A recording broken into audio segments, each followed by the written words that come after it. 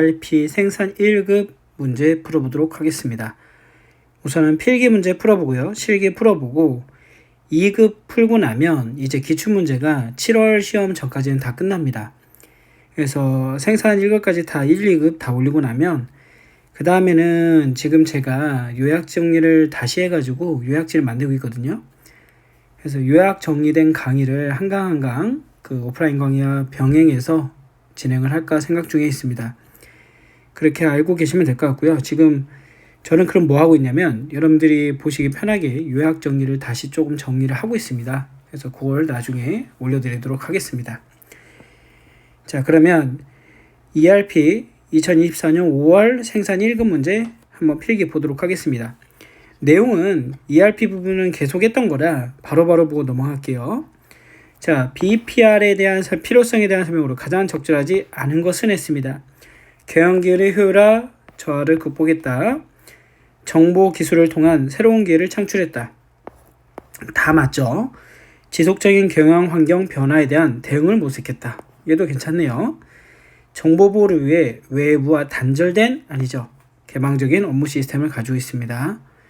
그래서 여기서는 뭐가 잘못됐다? 4번이 잘못됐다. 자, 기업에서 ERP 시스템을 도입하기 위해 분석, 설계, 구축, 구현의 단계를 거친다고 합니다. 이 과정에서 필수적으로 거쳐야 되는 갭 분석은 이거 교과서에 자세히 나왔어요, 여러분. 이 갭 분석은 어디? 우리가 흔히 말하는 설계 단계에서 이루어지는 활동인데요. 설계 단계에서 이루어지는 활동이 투비 프로세스를 분석하고요. 그 다음에 패키지 기능과 투비 프로세스 간의 차이점을 분석한다 했죠. 그리고 나서 그걸 가지고 뭐 한다고 했습니까? 커스터마이징 한다 했잖아요. 그래서 답은 그렇죠. 4번입니다. 3번 베스트 프랙티스를 도입할 목적으로 ERP 패키지를 도입하여 시스템을 구축하고자 할 경우 적절하지 않은 걸 찾아봐라. 아는 거. BPR과 ERP를 병행하는 방법 괜찮습니다. BPR은 전 또는 동시에만 괜찮다 했으니까요.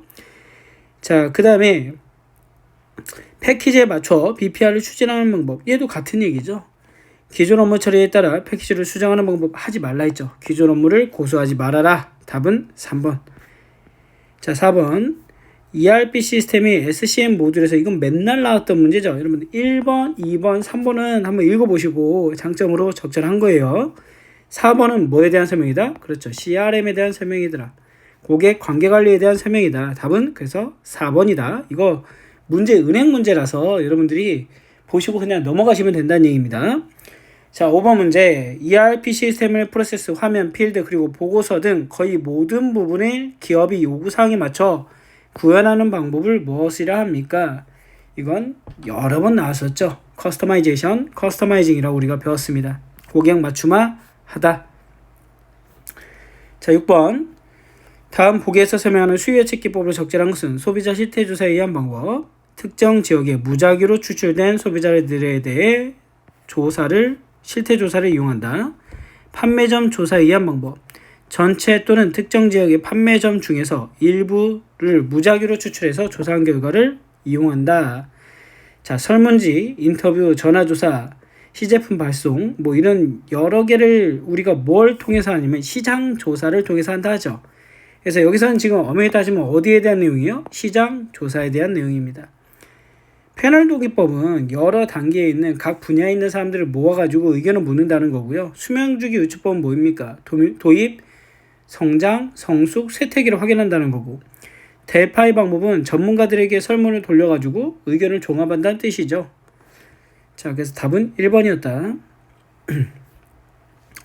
제품 수명주기에 따른 수요 예측 방법에 대한 설명으로 옳지 않은 것은 쇠퇴기 단계에는 사업 규모 축소 및 철수 여부를 결정지을 수 있는 정성적인 방법을 사용한다. 그렇죠? 맞습니다. 도입기에는 델파이 방법, 시장 실험법, 전문가 의견법, 그죠? 정성적인 방법 사용합니다. 도입기는 모르니까. 성숙기는 유일하게 정량적인 방법을 사용하는 단계죠. 근데 지금 여기는 뭐래요? 정량적인 방법보다는 정성적인 방법으로 예측한다? 틀린 겁니다. 우리 도입, 성장, 성숙, 쇠퇴기 중에서 그나마 예측이 가능한 우리 흔히 말하는 정량적인 방법을 쓸 수 있는 단계는요. 딱 하나밖에 없어요. 뭐밖에 없습니까? 성숙기밖에 없습니다. 답은 3번. 고객의 주문이 들어오면 설계부터, 여기가 포인트죠. 설계부터 하는 거는 엔지니어죠. 엔지니어라는 게 설계라는 뜻이에요. 그래서 자재를 조립, 생산하는 전략은 ETO라고 부릅니다. ETO. 답은 3번이고 MTS는 뭐냐면 Make to Stock이죠. 재고를 가지고 있다가 주문이 들어오면 그냥 재고를 내어주는 시스템입니다. 이 시스템이 우리가 흔히 말하는 유통업체에서 많이 볼 수 있는 시스템이고요. Make to Order는 뭐냐면 지트죠, 지트. 주문이 들어오면 그때부터 만들어내는 겁니다. 그 다음에 Assemble to Order는 반제품을 가지고 있다가 옵션 단위로 우리가 물건을 만들 수 있는 걸 반제품으로 가지고 있다가 주문이 들어오면 그 옵션에 맞춰서 만들어내겠다 라는 게 되겠죠. 답은 3번이다. 자, 잡시합 생산 방식에 대한 설명으로 옳지 않은 것을 했습니다. 대량 생산이 이루어지므로 공장이 유동적이지 못하다. 아니죠. 잡시합 생산 방식은 소량 생산이 이루어지므로 공장의 구성이 굉장히 유동적이죠. 지금 옳지 않은 걸 보라 했기 때문에 1번이 답이 되는 겁니다. 그 다음에 2번 제공이 많다. 그렇죠. 그 다음에 항공기, 추공구, 가구, 기계장비 등 주문자 요구에 의한 방식이다. 맞고요. 작업장은 여러 종류의 부품을 가공해야 하므로 범용 장비가 있다. 그쵸? 가장 대표적인 특징 중에 하나죠. 자, 10번 문제 보도록 하겠습니다. 작업 우선순위를 고려할 때 원칙으로 옳지 않은 것 했습니다. 긴급률. 긴급률은 가장 작은 순서부터 빨리 하는 거죠. 왜냐하면 긴급률이라는 게 기본적으로 보시면은 여러분들 그 작업 남은 일수분의 작업 일수예요. 그러니까 결국에는 예를 들어서 7일 작업해야 되는데 5일 남았어요. 그럼 어떻게 되는 거야? 1보다 작아지겠죠. 그러면 급하다는 얘기입니다. 예를 들어서 7일을 작업해야 되는 일을 7일이 남았어요. 그러면 이거는 1이라고 부르죠. 1. 그럼 얘는 뭐야? 정상적으로 원래 그 우리가 흔히 말하는 일정표에 의해서 정리할 수 있는 애고요. 뭐 1.5라든가 2.0이라든가 이렇게 남았어요. 그러면 충분한 여유가 있다는 얘기입니다. 그래서 1번이 잘못 설명하고 있다. 2번 선입선출법. 먼저 온 거부터 먼저 작업을 실시하겠다. First come, first serve죠. 그 다음에 납기 우선순위. 납기가 급한 것부터 진행을 하겠다. 최단 가공시간이 짧은 것부터 하겠다. 나머지는 다 맞는 내용입니다. 한번 봐주시고요. 11번 11번 문제도 나왔던 문제죠, 여러분들.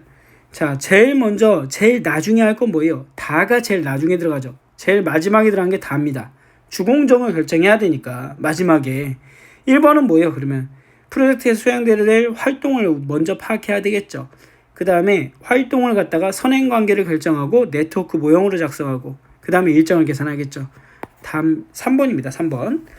여러분들 근데 마지막에 주공정, 우리가 주경로라고 부르는 애를 제일 마지막에 선정한다는 걸 알고 계시면 답을 바로 3번이구나 하고 찾아낼 수 있는 문제였습니다.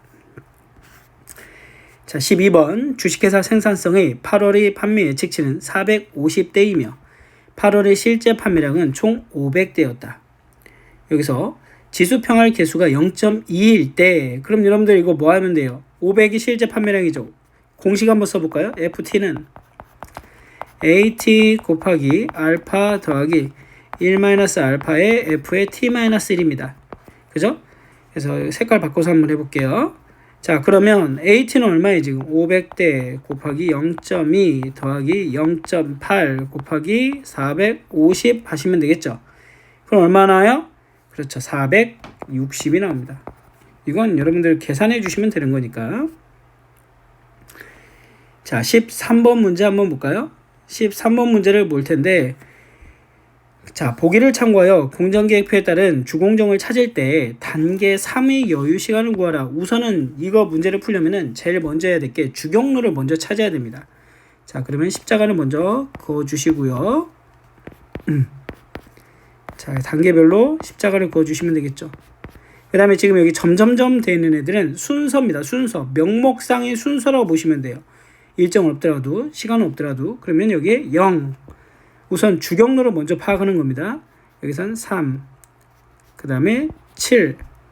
그리고 13, 17이 되겠고요. 그죠? 그 다음에 이렇게 가볼까요? 1, 2, 지금 1, 2, 5, 8, 9로 갔을 때 17이었어요. 이번에 1, 3, 6, 8, 9로 가보겠습니다. 1, 3, 6, 8, 9를 가볼게요. 그러면 여기서 3 그리고 7 그 다음에 3, 7 그 다음에 여기 또 하나 있어야 되겠죠? 12 16이네요. 여긴 16이 나오고 그 다음에 어떻게 갈까요? 여러분들 순서 보시면은 1, 3, 4, 7 6, 8, 9 이렇게 가도 되겠죠. 근데 한번 딱 봐도 아니잖아. 왜 아니에요? 3일과 4일이잖아요. 1, 3, 4, 7 이렇게 하는 것보다 1, 4, 7 그죠? 8, 9와 1, 4, 7, 6, 8, 9와 요걸 비교해 보면 되겠죠. 그러면 1, 4, 7, 8, 9와 1, 4, 7, 6, 8, 9를 비교해 보고 아까 그냥 안 해도 된다 했는데 한번 해봅시다. 1, 3, 4, 7, 8, 9가 있겠죠. 자, 1, 3, 4, 7, 8, 9는 얼마예요? 3, 5, 8, 12, 16이네. 16. 16이고요.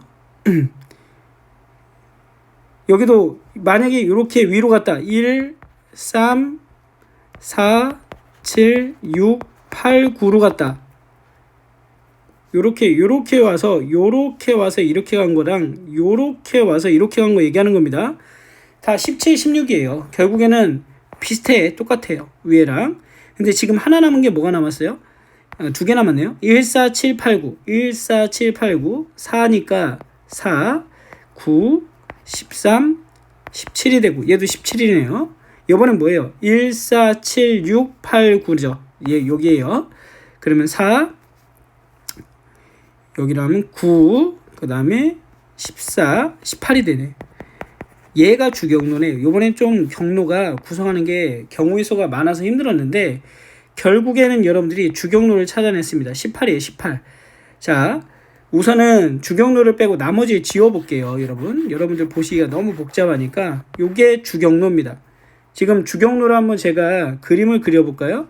주경로가 어떻게 되냐면 요렇게 해서 요게 주경로가 되는 겁니다. 지금 제가 파란색으로 그은 경로가. 자, 그랬을 때 단계 3의 여유. 단계 3의 여유 슬랙은 얼마가 됩니까? 라고 했죠. 그러면 18에서 거꾸로 가야 되겠죠. 이번엔 18에서 18. 그래서 요 단계로 가면 요 단계로 가겠습니다. 18에서 지금 뭐를 빼야 돼? 지금 결국에는 14가 되겠네요. 그죠? 여러분들 14에서 14가 되겠고 요 6단계는 어떻게 될까요? 6단계는 5를 빼주니까 9에서 9가 되겠죠. 9에서 9가 되겠네. 자, 그럼 3단계로 갔어요. 3단계로 가면 어떻게 돼요? 이렇게 넘어가면 5가 되고 그죠? 그 다음에 거꾸로 지금 후진 패스잖아요. 후진 패스는 작은 게 우선하는 경우도 있거든요. 지금 여러분들 지금 이 후진 패스 할 때 3단계 경우의 수를 찾아보셔야 돼요. 지금 밑에 7단계도 한번 볼까요? 7단계도 지금 8단계에 14, 14 와서 7단계 가면 얼마가 돼요? 10 지금 여기 보시면 10이 되겠죠. 거꾸로. 자, 무슨 얘기냐? 근데 10, 10과 요렇게 해서 내려오는 것도 있잖아요. 지금 요렇게 해서 내려오는 거. 그럼 걔는 또 어떻게 돼? 9와 9가 되겠죠. 그럼 작은 게 후진 패스일 때는 작은 게 우선이니까 누구만 남아요? 여기서는 9와 9만 남겠네요. 또 여기서는 7단계에서는 9와 9가 되겠죠. 자, 그 다음에 거꾸로 가보겠습니다. 그러면 4단계는 얼마가 돼 지금? 그렇죠. 4와 4가 되겠죠. 자, 그러면 명목상 단계잖아요. 지금 이게. 그러면 거꾸로 올라가면 여기 4와 5가 남겠죠. 5와 다시 한번 여러분들 헷갈리면 안 돼요. 여기서 넘어왔을 때는 9에서 4를 빼니까 5가 남잖아요. 지금 5. 그죠? 그리고 여기서 뒤로 가면 3, 5가 되겠네. 그럼 여기서 거꾸로 올라간다 치보세요. 그러면 3, 또 뭐가 나와? 4가 남겠죠. 명목상이니까. 후진 패스 했을 때는 제가 말씀드렸을 땐 제일 법칙 중에서 어떤 법칙이 있다고요? 작은 게 전진 패스일 때는 큰 게 우선하고 후진 패스일 때는 작은 게 우선한다 했죠. 다시 한번 써볼게요. 여기서는 3과 5와 두 가지 경우의 수가 있다는 얘기입니다. 그래서 6에서 3으로 가는 것과 지금 4에서 3으로 올라가는 게 있어요. 4와 3이 있죠. 그럼 이 중에서 뭘 여러분들은 따져야 된다? 그렇죠. 요거 지금 4와 3을 따져 주셔야 되겠죠. 그럼 여기서는 지금 나머지 여유의 시간은 뭐예요? 1일이지 1일. 4에서 3을 빼니까 요번 문제 상당히 시간 뺏기 문제고요. 생각보다 어려운 문제가 나왔습니다. 4에서 3을 빼니까 1일입니다. 만약에 이게 예를 들어서 뭐 7단계다 아니면 5단계다 그러면 좀 더 쉬웠을 텐데 지금 자체가 3단계의 그 여유를 물었기 때문에 타고 뒤로 가야 돼요. 자, 여기서 여러분들이 아셔야 될 게 전진 패스는 뭐가 큰 게 우선하고요. 큰 것이 우선하고, 자, 후진 패스는 어떤 게 우선한다고요? 작은 것이 우선한다. 여기서는 명목상의 선들이 있기 때문에 이것까지 다 고려를 해 주셔야 된다라는 겁니다. 그래서 꼼꼼하게 봐주셔야 되는 문제. 13번 문제 괜찮은 문제입니다. 어려운 문제였어요. 만약에 푸시다가 그 당일에 시간이 없다 그러면 13번 같은 문제는 패스하는 겁니다. 패스. 하나 정도는 패스해도 괜찮아요. 14번 절차 계획에 대한 설명으로 가장 적절한 것은? 라고 물어봤습니다. 작업의 순서, 표준 시간, 각 작업이 행해질 시간과 장소를 할당하고 결정하는 것. 얘가 잘 설명하고 있네요. 자, 2번은 최대 작업량과 평균 작업량 비율을 최적으로 유지할 수 있는 작업의 할당량을 계획하는 것. 얘는 부하죠, 부하. 부하 계획을 의미하고요. 3번 기준 조업도와 실제 조업도와의 비율을 최적으로 유지하기 위해 현재 능력을 계획하는 것. 얘는 능력 계획을 얘기하죠. 특정 기계 내지 작업자에게 할당된 작업량을 결정하고 그 작업의 개시일과 종료일을 얘는 뭐예요? 소일정 계획을 얘기합니다. 결국에는 답은 1번이다. 자, 가동률 구하는 공식 나온다고 말씀드렸죠. 가동률은 공식 적어볼까요? 가동률은 출근율 곱하기 1 마이너스 간접 작업률이다. 자, 출근율 얼마? 그죠? 0.9 곱하기 간접 작업률은 0. 빼주면 7이 되겠네요. 그죠? 7, 9, 63. 답은 3번입니다. 자, 16번 같은 문제가 객관식으로도 나오지만 주관식으로도 원래 많이 나오는 문제거든요. 캐패시티 용량 이상의 부하가 적용되어 전체 공정의 흐름을 막고 있는 영상. 우리가 버틀렉 현상, 다른 말로 하면 병목 현상, 에러 공정이라 부르는 겁니다. 답은 그렇죠. 1번입니다. 나머지 보실 필요 없고요. 17번. 칸반 시스템에 대한 설명으로 옳지 않은 것. 칸반에는 불품에 대한 정보가 기록된다. 맞아요. 이건 맞습니다. 생산이 필요하다는 특정 신호에 의해 풀 시스템으로, 그렇죠. 지트는 풀 시스템으로 이루어집니다. 지트의 통제 방법이 칸반이죠. 자, 작업을 할 수 있는 여력이 있다면 수요가 발생하지 않아도 이건 푸시 시스템에 대한 설명입니다. 답은 3번이 된다.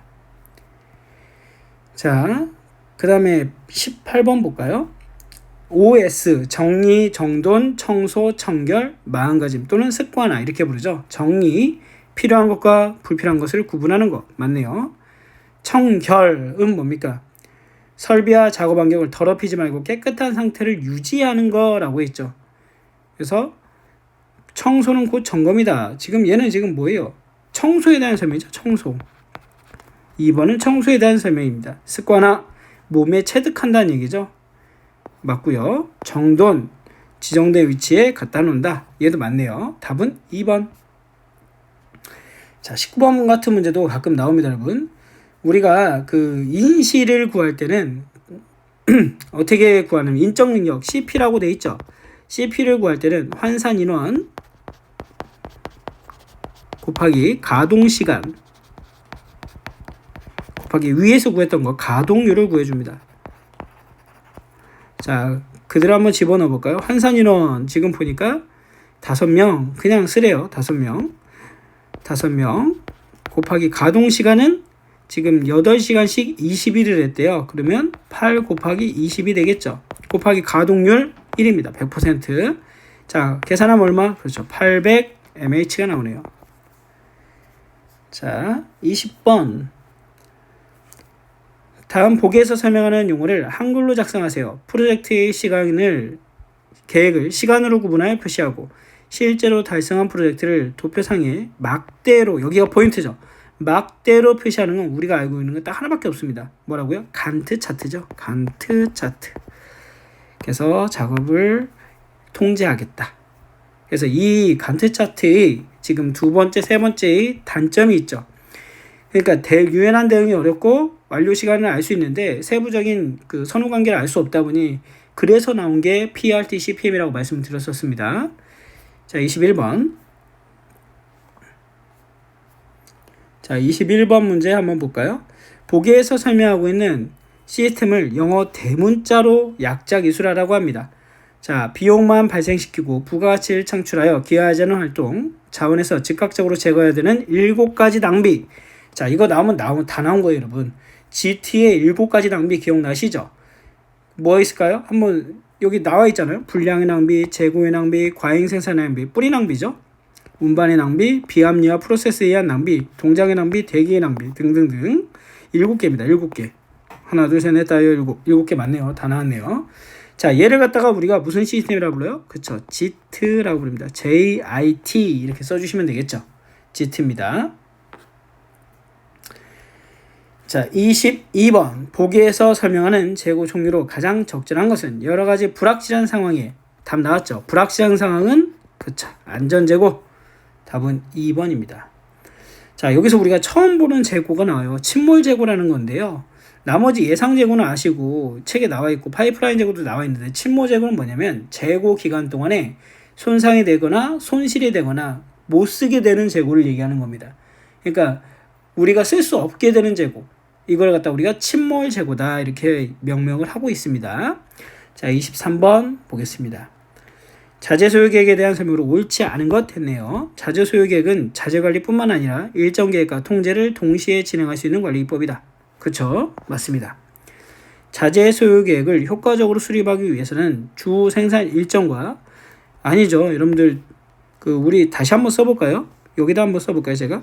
자, SNOP라는 걸 판매 및 운영 계획이라는 걸 작성을 하고요. 여기서 APP라는 게 나온다 했죠. 총괄 생산 계획.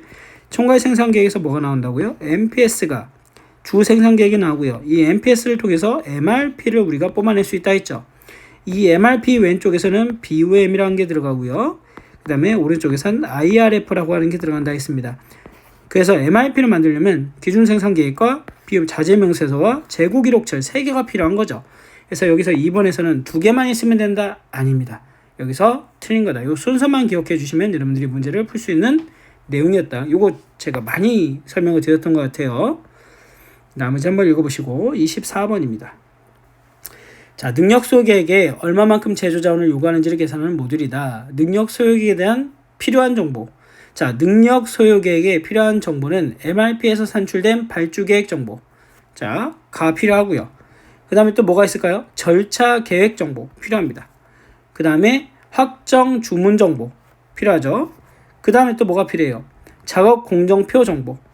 그 다음에 또 뭐가 필요합니까? 작업장 상태 정보. 다 필요하네요. 요 5개. 나온 김에 암기해 두세요, 여러분. 이거 시험 문제 자주 나옵니다, 가끔. 그래서 4번. 1급에 자주 나오는 내용이라 2급 보시는 분들은 여기까지는 좀 많이 하실 필요는 없겠지만 2급, 1급 공부하시는 분들은 좀 여력이 되시면 숙지를 하시는 게 좋겠죠. 자, 25번 문제 보겠습니다. SCM의 추진효과, SCM의 추진효과를 적절하지 않은 것. 생산 효율화, 물류비용 절감, 그 다음에 이산형 정보 시스템의 운영? 이거는 처음 보는 내용인 것 같아요. 3번은. SCM의 추진 효과가 뭐가 있을까요? 생산 효율화, 물류비용 절감 말고도 통합 정보 시스템 운용도 있겠고, 고객 만족도 있겠고요. 비용 절감도 있겠고요. 총체적 경쟁 우위에 서겠다는 내용이 있겠죠. 그래서 답은 3번이다. 자, 26번. 보기에 주어진 자료를 가지고 연간 재고 유지 비율을 구하세요. 라고 했습니다. 자, 이거 EOQ 공식 쓰라는 얘기예요. EDS 나누기 H인데 H는 뭘로 표현할 수 있다고요? PI로 표현할 수 있다 했죠. 다시 한번 쓰겠습니다. H 대신에 뭘로 써요? 그렇죠. PI로 제가 표현해 봤습니다. 얘가 EOQ예요.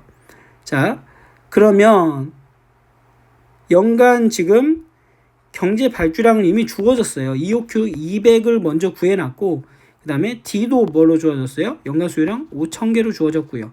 그 다음에 S도 1회 주문 비용도 4,000원으로 주어졌습니다. 그 다음에 하나당 가격 P도 주어졌죠. 5,000원으로. 자, 그럼 여러분들한테 지금 이미 다 주어진 거예요. 그래서 양변을 제곱하고 그럼 4만이 되겠죠. 4만은 EDS 나누기 5,000i가 되겠죠. 그럼 5,000은 나눠지니까 나눠지잖아요, 여러분. 5,000은 여기 5,000 있고 5,000 있으니까 나눠지고, 그래서 곱해서 여러분들이 문제를 풀어주시면 된다. 이렇게 보시면 되겠습니다. 됐나요? 그러면 나눠주시면 얼마나요? 계산하면 그렇죠. 20% 나옵니다.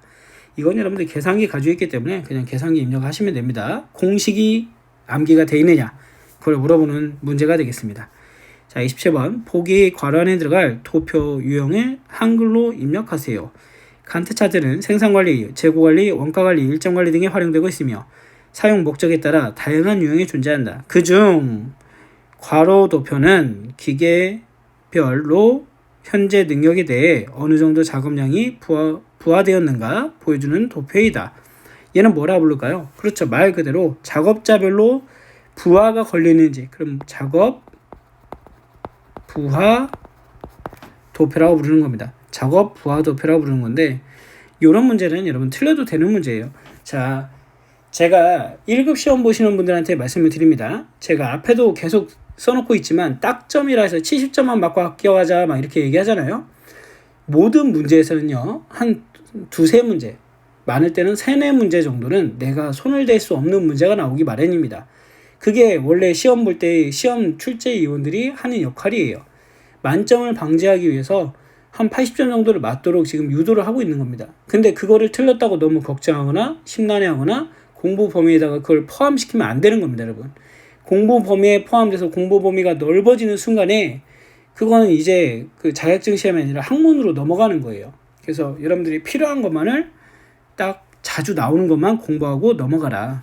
이런 것들은 그냥 보고 넘어가시면 된다. 다시 안 나올 문제다. 자, 28번 QC에 7가지 도구가 있습니다.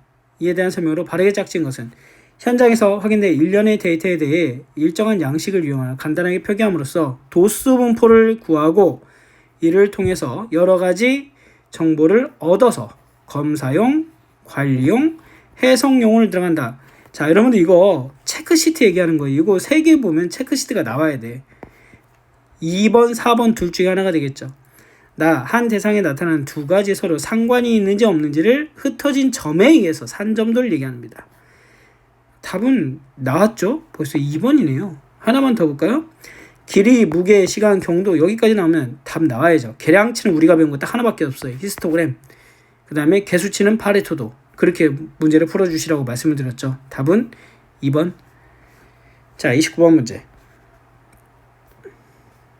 통계적 품질관리, 품질 변동 원인 중에 이상 원인으로 가장 적절하지 않은 것은? 자, 여러분들 이상 원인이라는 건 우리가 가피 원인, 즉 피할 수 있는 원인이라 부릅니다. 우연 원인이란 건 불가피 원인이라 부르죠. 그래서 이상 원인에 해당되는 것은 작업자의 부주의, 불량 자재 사용, 자재의 변경, 생산 시설의 이상, 생산 조건의 급격한 변경, 이런 것들이 얘기하는 거예요. 하지만 여기 나온 작업자의 숙련도 차이는 아니다. 답은 그렇죠. 3번입니다. 30번 관리도에 대한 설명으로 옳지 않은 것 했습니다. 공정상의 문제점을 발견한다. 그죠? 로트로부터 표본을 추출하여 합격, 불합격을 판정한다? 얘는 관리도가 아니죠. 샘플링 검사를 얘기하는 거죠. 자, 31번 문제. 보기에서 괄호 안에 들어갈 용어를 알파벳으로 쓰세요. 불량률이란 제품의 양, 불량 혹은 합격, 불합격 등으로 분류할 때 불량품이 전체에서 차지하는 비율을 말한다. 관리도 중 시료의 크기가 일정하지 않고, 여기서 포인트가 나오죠. 일정하지 않고도 불량을 통제하기 위해 사용되는 것을 어떤 관리도라 하냐 라고 물어봤습니다. 불량률 중에서 그죠? 뭐가 일정하지 않냐? 시료의 크기가 일정하지 않아요. 그러면 우리가 알고 있는 P관리도가 되겠죠. 만약에 불량의 율에 대한 그 관리도인데 그 시료 크기가 일정해. 그러면 우리가 배운 PN관리도로 들어가는 거죠. 자, 32번 보기에 해당하는 검사의 종류 한글로 쓰세요 라고 되어 있습니다. 재료, 밤제품 또는 제품을 받아들이는 경우 제출된 로트에 대해서 행해주는 검사이다. 원자재가 일정한 규격에 맞는지 여부를 통제한다 라고 되어 있습니다. 이걸 뭐라 불러요? 수입, 그죠? 검사라 부릅니다. 여러분들 품질 관리 부분은 생각보다 나오는 것만 나와요. 그래서 개수치 관리도 지금 잠깐 나왔는데, 개수치 관리도는 여러분들 다시 한번 말씀드리면 이 개수치 관리도에는 P, PN, C, U가 있죠. 요거 기억해 달라고 말씀을 드렸었어요. P 관리도는 불량률 관리도, PN 관리도는 불량률에다 개수를 곱하면 뭐가 나옵니까? 여러분들 30%에 100개를 곱하면 뭐가 나와요? 불량 개수가 나오지 않나요? 그래서 이거를 불량 개수 관리도라고 부르고요. C 관리도는 결점수 관리도, U 관리도는 단위당 결점수 관리도라고 부릅니다. 개수치 관리도, 그 다음에 우리가 또 배운 계량치 관리도도 있죠. 그래서 이쪽도 품질 관리를 좀 공부하시는 분들은 조금 더 디테일하게 관리도 부분을 공부를 해주시면 좋을 것 같습니다. 자, 2024년도 5월 기출문제 한번 필기 문제 풀어봤고요. 다음에 실기 문제 풀면서 정리해 드리도록 하겠습니다. 자, 수고하셨습니다.